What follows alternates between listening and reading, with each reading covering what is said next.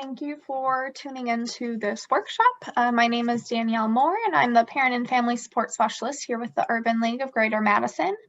This workshop's topic is motivating your scholar. So before we get into the meat of this presentation, I want to build a foundation for how we approach our scholars' engagement and motivation, and just some things to keep in mind. So each of our scholars are unique and have different needs for their learning. So unfortunately, there will not be one solution fits all in motivating them. They're also developing, so a strategy that may have worked in the past may not work now. It is also important to remember to give yourself grace. This is all a new situation for us, and we are all figuring out as we go. And it is a very stressful time. We're all trying to do the best we can. So don't be afraid to take a deep breath and take some time for yourself. The extra oxygen can do a lot for our brains. And then finally, just remember that every day is a new day, and you should treat it as a clean slate for opportunity. So just because yesterday might have been a not so great day, doesn't mean that that needs to continue into today. There's that clean slate for amazingness to happen today. And then if yesterday was the best day ever, you can continue then to use that motivation to push forward into today as well. So what is motivation? Motivation is the drive to do something, and there are two general types of it. So intrinsic and extrinsic. Intrinsic motivation is the drive that comes solely from inside and the desire to do something. It's developed through the drive to reach autonomy, so being able to do things on our own, and mastery, so being able to do the best that we can and continue to have improvements on the tasks we're trying to complete. And then also knowing that the task that we're doing is meaningful to us. We want to help our scholars to develop this type of motivation because it has better long-term impacts for them. However, we can also utilize extrinsic motivation to get us through the short term. So extrinsic motivation is the doing a task because there is an external reward. So you can create a reward system to help motivate your scholar. This can really be personalized to your family and your scholar's interests. The rewards can really vary from getting extra video game time, to choosing what you eat for dinner, to getting a piece of candy. So really anything that best fits your scholar and will motivate them to do something. This quote from Sir Ken Robinson, farmers and gardeners know that you cannot make a plant grow. The plant grows itself. What you can do is provide the conditions for growth. So this can really help to remind us that we can't force the motivation into our scholars and onto them, but we can create the right environment to have it grow. And just like plants, they do need those internal mechanisms to like photosynthesis to have them grow, but they also do need these external factors like sunlight and water to continue to help them grow as well. So it's a combination of both intrinsic and extrinsic. And there are two factors that play into motivation. So we need to expect that we will be successful in the task and also find value in it. So you can use these two questions to help you think through ways to motivate your scholar. So how can I help them believe they will be successful? And how can I increase the value of the activity for them? To answer those questions, you can think about what you already know about your scholar. So you know them best and can use this to your advantage in trying different strategies. Thinking about their interests, talents, and goals will help guide you on how you can reward them or shift a task to be more relevant to them. And you can also use knowing what their fears might be to help them, guide them through them and show that you support them through it. Another aspect that plays into motivation of your scholar is having a growth mindset. So our scholars are extremely resilient and can use this to their advantage. And we want to remind them that learning is a process. We can think of it as being similar to working out. We can think of our brain like a muscle, and that school is like a workout for it. So the more we work it out, the bigger it gets and the more knowledge that it can gain. So we really should remind them that mistakes are opportunities to learn. So we should be encouraging them and providing them with those opportunities to learn from them. And to help them form their growth mindset, we can be vulnerable as adults to show that knowledge is developed by learning something new with them, or sharing a story about a time that you learned something by working hard and studying and doing homework. So just reminding them that we're not born with the knowledge, that it's developed as we grow and age. So setting expectations. Expectations lead into motivation so that our scholars have goals they are working towards and the guidelines to work in. You want to keep your expectations high because our scholars will always work to that expectation and are very capable of achieving those high expectations. To help your scholar meet and exceed these expectations, you want to make sure that they have a clear understanding of what they are. So have a conversation about the expectations that you've set for them, and then also ask them what their expectations are for themselves to allow them some ownership over them. And then they could be even more motivated to reach and exceed them. Continue to have these conversations and revisit your expectations to adjust and grow your expectations. So if you're noticing your scholars continually exceeding the expectations that you've set, continue to raise the bar for them. Focus your expectations on their efforts and work rather than the result that you're looking for, and continuing to show that the process is the important part and not just the process in a learning. Not just the product in learning. So we want them to be working hard and reinforcing that process idea. Finally, you want to have consistent follow-up in how your scholar is working within the expectations that you've set. Building confidence. So another area that can impact your scholar's motivation is their confidence. If a scholar is not feeling very confident in themselves, it could lead to less motivation to do their schoolwork. Helping them boost their confidence can lead to huge impacts on their motivation.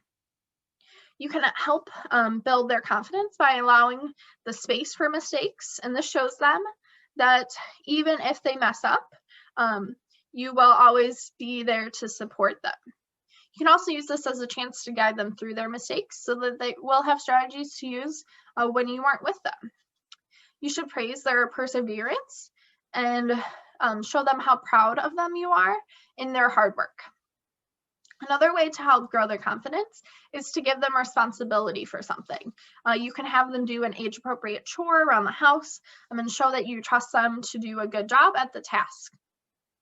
Continue to remind them that your love is unconditional, and that you will always love them even if they make those mistakes that we've allowed the space for. You can teach them positive self-talk and write out some mantras that they can repeat to themselves. You can also model confidence for your scholar and be vulnerable by sharing how you grew confidence or things that you work on to improve your confidence. And you can also show interest in things that they are interested in and show that those interests are worth caring about because you also want to explore them with them. And you can help to teach them effective boundaries to help them navigate the peer pressure in their lives. So we can, our scholars experience peer pressure in two ways, that healthy peer pressure and then also negative peer pressure. So to encourage healthy peer pressure and to utilize that, maybe encourage them to use study groups and have supportive friendships. And then also, if they're experiencing negative peer pressure like comparison and things like that, just having conversations about those effective boundaries to help them navigate that. And then navigating frustration.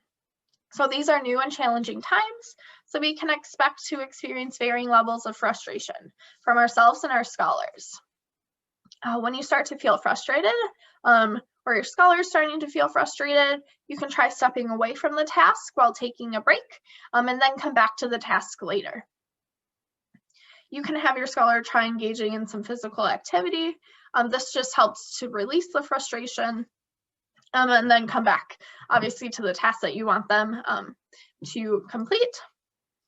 Another strategy is to try some breathing exercises. You can find YouTube videos that demonstrate a bunch of different ones. If you just Google breathing technique, breathing exercise. And just like building their confidence, you can have them practice positive self-talk to help shift their mindset. And then remember to always validate your scholar's feelings and help them work through it. So frustration is a very normal emotion, so you want to make sure that they feel that it's normal and that it's okay to feel that. Once they have calmed down a little bit, if you're noticing that frustration is a common occurrence, maybe list out what triggers their frustration so that they can be more aware of situations that could get them frustrated, and then they're able to work through it more effectively and quicker. You could go back to the old-fashioned squeezing a stress ball or finding a stuffy to squeeze and hug. Maybe it's taking a pillow and yelling into it, kind of anything to just quick release that frustration, and then be vulnerable with them and modeling how you work through frustrations that you might have throughout the day and sharing your experiences as well. Your scholar's learning style could also impact your scholar's motivation. So if your scholar's learning style is not being reflected in a class's assignments or the way the teacher is teaching, it could lead to your scholar feeling less motivated to do the work for that class. So the 6 basic learning styles are visual. So if your scholar likes to learn by seeing things and how it's done. Auditory, if they like to hear explanations, maybe using audiobooks. Verbal, they like to communicate their questions, talk through situations, and just have conversation to learn. They might be a social learner where they like to work in groups and with their others to help them learn, or they could be a solitary learner where they like to do things on their own. And they could even be a physical learner. So if they like to do hands-on experiments like in science, or use math manipulatives to learn that way. So to help combat the motivation from not feeling engaged with their learning style, you can brainstorm with your scholars ways that you could modify how they do their work to fit their learning style more. And if both of you are just really stuck on how to change an assignment or how to shift it to fit them better, you can also set up a conversation with your scholars' teachers to see how you can adjust assignments that they might have to better fit your scholar. And then we want to be continuing to provide intentional feedback for our scholars and being intentional with the praise that we're giving them, making sure that it's effective. So you can use the acronym PRAISE to help guide you in praising your scholars' efforts. So you want to your feedback for them to be positive and encouraging. It should be reinforcing those high expectations for your scholar and acknowledging that they are working within them. You want to make sure that it's appropriate for the task that you're praising them in. So it should be specific to that task and not just a generalized statement like, good job. Like, you want it to make sure that your scholar knows that it's for what they're actually doing. You want to continue to promote independence for your scholar and help them grow their independence. So it's okay to provide those supports for them, but we want to continue to encourage them to work on their own and be motivated on their own and still asking questions if they need it. The praise should always be sincere and shouldn't sound forced or too generalized. And you want the praise to be focused on efforts and progress. and process, continuing to reinforce the idea that learning is a process. Okay.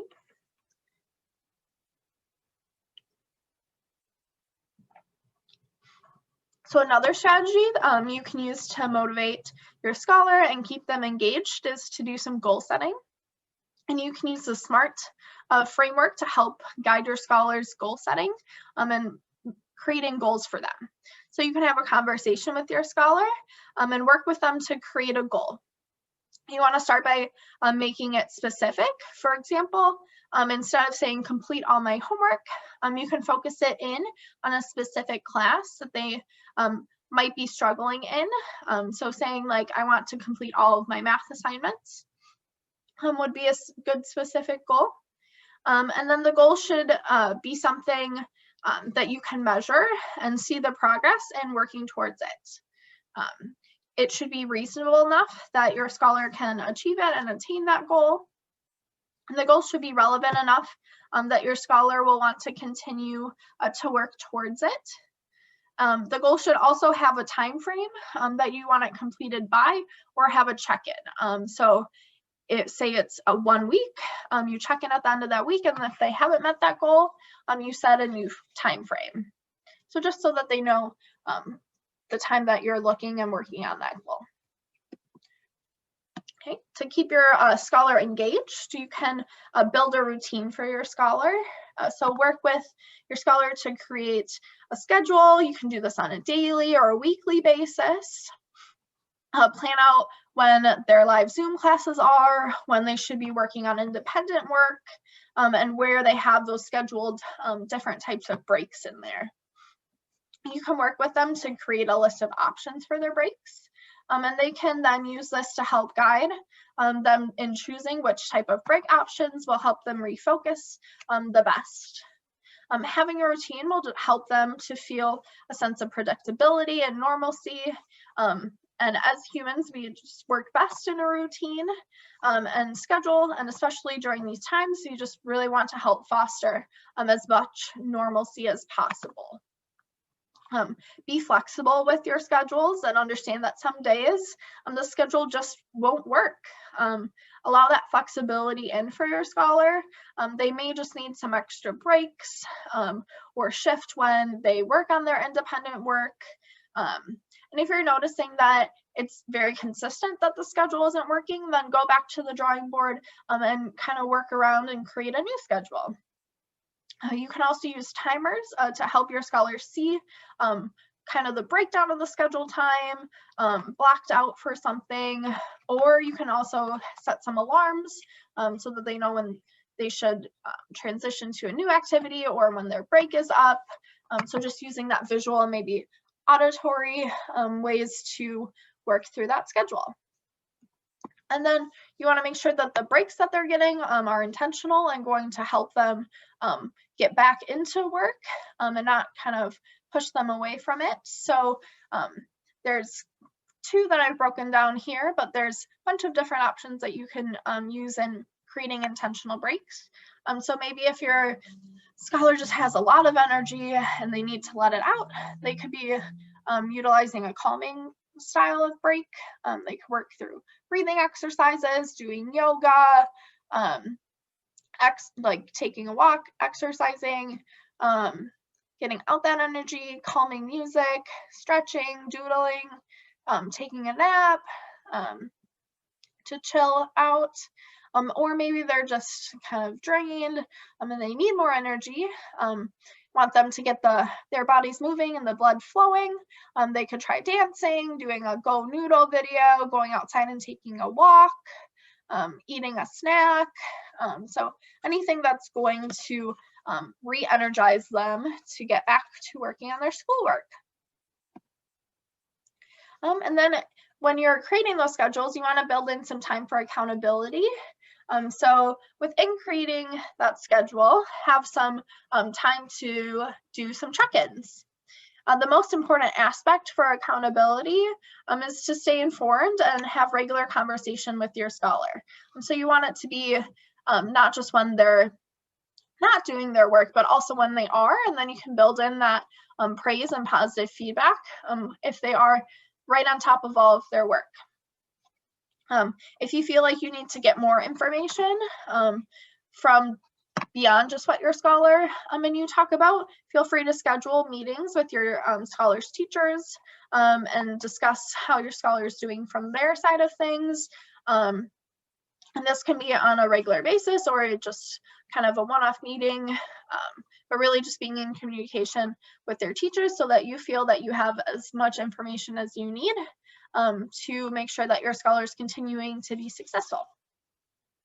And to help you stay informed, you can utilize systems that the platforms your scholar might be using have in place to keep you informed. So with Seesaw, you can create a family account and set up different notification updates. And then you can also engage with your scholar's work through the app and comment and like their assignment posts in the app. Google Classroom, you can set up email summaries on a daily or weekly basis. And then when you do have those conversations with your scholar, you can also have them log into their classroom to see what it looks like from their end of things, because it is a little different than the email summaries. And then Canvas and Infinite Campus, you can set up a parent account and then change the notification updates for however you would like. And then if you do need some additional support, the Urban League has connections to the middle school level of Schools of Hope tutoring. And this is all of their contact information. I can connect you with them if you email me, or you can email them directly. And then there's also Schools of Hope tutoring at the elementary level. If you email me, I can connect you to the person there. There's math tutoring at the high school level, specifically through Achievement Connections. And then you could also utilize Centro Hispano. They have two different tutoring programs, and these are just ways that your scholar can get more one-on-one support for their work, and they can help you brainstorm ways to modify assignments and work directly with your scholar. And then if you have any other questions about online learning or ways to help support your scholar during these times, you can feel free to come to my drop-in office hours at the various times during the week, or feel free to email me at any time, or if that's your preferred way of communication, I am available that way as well. Thank you for watching this workshop, and I hope to see you in a future workshop. Thanks.